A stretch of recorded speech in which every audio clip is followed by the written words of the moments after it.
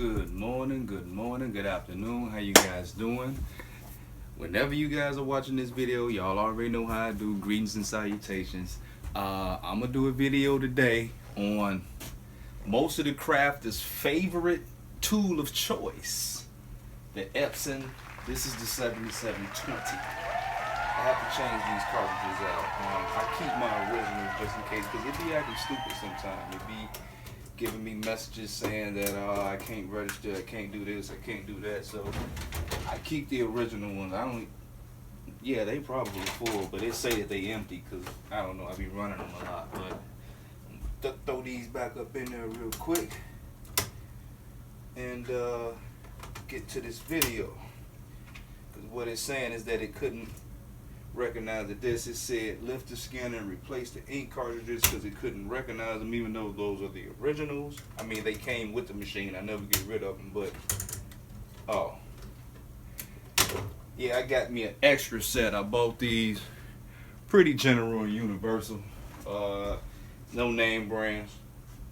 A lot of companies running them, and they must work because a lot of companies have the exact same kind. So I'm quite sure the people who make the originals for Epson and everybody else, they got the recipe. They probably got a couple rogue people on the side who sharing that blueprint with some people who mass producing those chips and those cartridges. And in return for those people doing that, you and I get the benefits. So yeah, I bought this printer right here. This is the Epson 7720, the double drawer. The 7710, I believe, only has one drawer, and it only does 8.5 by 11. Now it's asking me now, firmware update is available. It's saying okay, but I'm gonna tell it to close. I hope this don't mess it up, because sometimes this thing be acting crazy, man. I know a lot of people have problems with them because we be trying to convert them and stuff.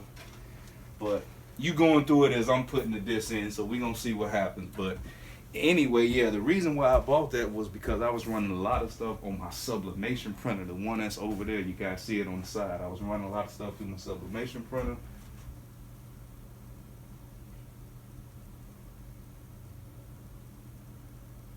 Alright, so it says, it asked me again about the firmware update. I told it no. I'm going to actually have to touch base with the group and see if I can get some information on how to just not even have to worry about that no more. I don't want no strangers coming over here and seeing that and hitting it by mistake. But now it's actually went on to say the replacement of the cartridges is complete. So I press OK, and we good to go. It's back to operating. Just like I say, guys, I don't know why that thing be doing that. Like, sometimes it just goes wacky. And I think I do know why, because we didn't convert it. We doing our thing. We flipping it out. But getting all the way back to the subject at hand, which I was talking about, the reason why I purchased that machine was because I wanted to do sublimation on a smaller level. I do a lot of all over shirts, the ones that cover the neck and the sleeves and everything. I do a lot of all over shirts, socks, baseball jerseys, bandanas. I'm just trying to think about all the stuff. I've done dresses. I'm recently about to start doing doormats. You know, just everything that I do with sublimation. But sometimes when you're doing sublimation, if the shirt is not big, you have a lot of excess scraps. And I have like mountains of scraps just because I go through tons of sublimation. So I don't really believe in just throwing money in the trash, guys. So what I do is I chop them down. 8.5 by 11s, 11 by 17s, and I wholesale those to people. I mean, and this is the reason why I purchased this one, so that I wouldn't have to try to run the small sheets through the big printer, even though you can actually set your printer. If people don't know this, people who have the large format Epson 44-inch printers, you can actually set those to print on the 8.5 by 11, 11 by 17, 13 by 19. You just got to go in your settings and just change your stuff up. So a lot of people don't know that, but I'm here to let you know that you can do that. But I didn't want to wrestle with doing that because I'm running stuff off my big printer all the time. So I'm like, man, let me grab me a small joint. And I guess it was just, I didn't even know, to be honest with you, if the printer could do sublimation or not. This was just something off the top of my head. I'm like, you know what, I'm going to try an Epson because I'm already using a big Epson. Quite sure the print head technology and ink is not that so far off that it's not going to work. So, because I done had this now for probably a couple years, at least a couple years, and I just found the group probably not even about 3 or 4 weeks ago.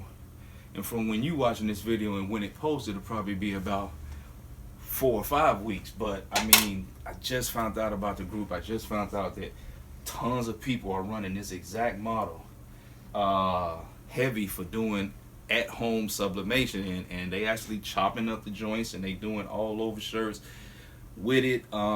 Some people go with it. Some people stuff be looking atrocious. I mean, but they trying it, they doing it and stuff, and they sublimating other stuff as well, because you can sublimate, I mean, just so much stuff. Clocks, mugs, socks, dog tags, water bottles, backpacks, mats, door mats. Like, it's so much stuff that you can do. So this was the reason why I purchased that one, so that I can do something with my scraps. And I also use it to do my glitter graphics. So on my shirts that have like the glitter graphic, I use like the glitter, white glitter.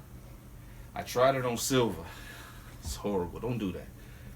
I tried it, and like, you probably got to use black on it. It'll probably look good. But I was doing like multiple color stuff. I wish I had here.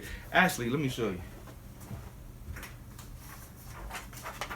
I did this design here, which is very colorful, on silver glitter, and the dark stuff showed up lovely, but the other stuff not so well. So if you doing that, don't try that. That's not a good thing to do. Just stick to the white glitter. But if you're using white glitter and you sublimating, you can actually sublimate on top of glitter and it look dope. And that was another reason why I purchased that one. So not only to do my scraps, I also do my glitter graphics, because I needed to print. Like, I need to print from the same place that I'm cutting the software. And with the rolling, it's kind of difficult, but I know how to do it now. But at the time, it was kind of difficult for me to pull the artwork in at the exact measurement that it was that I was running it from Adobe Illustrator. If I'm printing on the printer at the exact size, and I'm cutting on the Roll and Cut Studio from Adobe Illustrator at the exact size, my artwork will match up perfect, and there's no problem. But if I'm running from the 44-inch printer and I'm cutting from the Cut Studio, I'm using Adobe Illustrator, and I'm using like it just didn't match up right. I will always have something that was a little bit bigger, a little bit short, like, so I found out now exactly how to pull my stuff in and everything, so I'm good to go. I'm perfect with everything all across the board. I mean, and that's something that you guys gonna learn too as you're using your equipment. A lot of people, they be asking like, how do you do this? How do you do that? How do you do this? Guys, I got some answers, but I don't have all of them, man. Y'all gonna have to watch them videos just like I did, and you gonna get tons of stuff from this video and other people's videos. Go to YouTube, get familiar with these people, be patient. Nothing in this industry goes fast. Y'all gotta have some patience, man. So yeah, I've had this printer for a couple years now, and I just learned how to get that stuff measured right, running it from the big printer, and this one, as far as the cut, from the Rolling Studio, from the Sublimation printer, and from this printer, I got it all now where I can just run anything from any place and it'll always come out perfect, and everybody's stuff gonna be lovely. So that's what I'm saying, guys. Like, you just gotta have patience.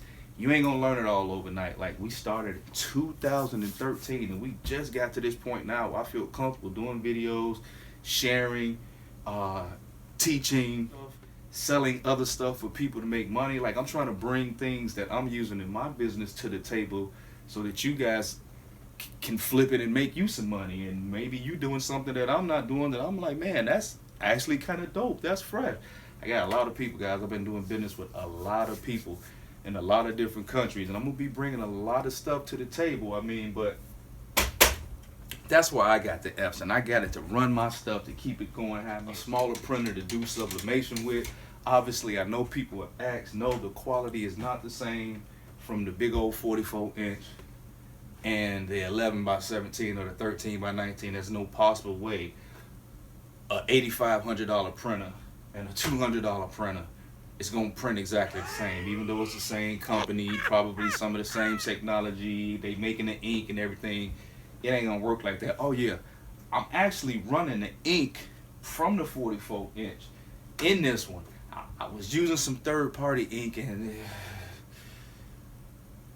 I used to have a lot of issues with clogs and other stuff. I mean, but since I'm running the ink already from the Epson, I'm like, you know what, I'm gonna use Epson Sublimation ink, and man, my stuff print beautiful. I used to catch a lot of spots and dark things on the edge of my printer paper, and I don't catch those things now running the original ink. But I buy the inks by the liter, and sometimes I may not need to pour it all in, but in some situations I do. But I'll take a little bit out, and I have little containers. Hold on. So I bought these containers from another company, the same people that I got the cartridges from that I just put up in there. So I bought these containers. They came full of ink. But like I say, I was having problems with them.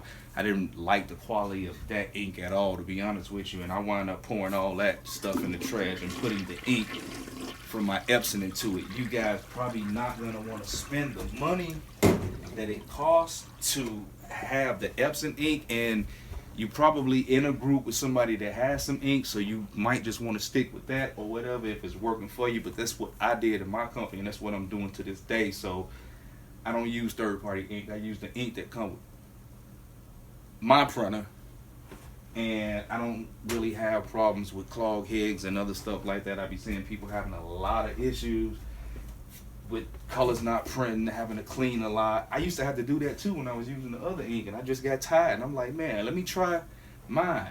Did a couple purges, some cleans, some nozzle checks, and I've been rock and rolling ever since. Like, this thing was turned off actually for a couple months, because it was acting crazy at one time. And I put those original cartridges in, came back, turned it on. It was said the same message that it can't register or whatever. I had used the cartridges already. I took those out, put those third-party cartridges in full of my ink, and man, it ain't been no problem at all. If something makes sense to me and I think that you guys can benefit from it, I'm going to tell you what I'm doing in my company from first-hand experience, and you can take it how you want it. Use it, don't use it, throw it to the side, put it in the back of your brain and use it later, whatever the situation is. But it's your choice. You have the information. Now you are informed. Anyway, guys, that's it. My Epson 7720, my sublimation ink, doing my thing. I don't really even use it heavy, guys, unless I'm doing transfers or unless I'm doing lithographics. Otherwise, I'm doing everything on my big printer that's over there. You guys see it. So it is what it is. But I might have to start using it a whole lot more, because I'm about to get some backpacks. I'm about to get, man, I got some stuff coming down the pipeline. Man, y'all don't even, man, I got some stuff coming down the pipeline. If y'all rocking and rolling with me, man, y'all gonna benefit from it and stuff. I'm finna bring a lot of stuff that I use in my business and a lot of new stuff that I'm getting ready to start using in my business, and I'm going to be sharing it with you guys. I'm actually going to be creating a couple brands. I got some products that I'm interested in offering to you guys, and I believe you're going to see some value in it. We also need you to subscribe to the channel. We need you to hit the bell so you can be notified when we drop in new videos, which is every Monday and Friday at 8 o'clock in the morning. And that is it, guys. We appreciate you as always checking in. We feel blessed to be doing this. We feel blessed to be able to offer you guys new things that's going to help you expand whatever you're doing and make more money, because that's what I'm all about. I'm trying to help people to make money. I appreciate you guys coming through, and you know how I always do at the end, right? Make sure that you love and respect one another, okay? Peace.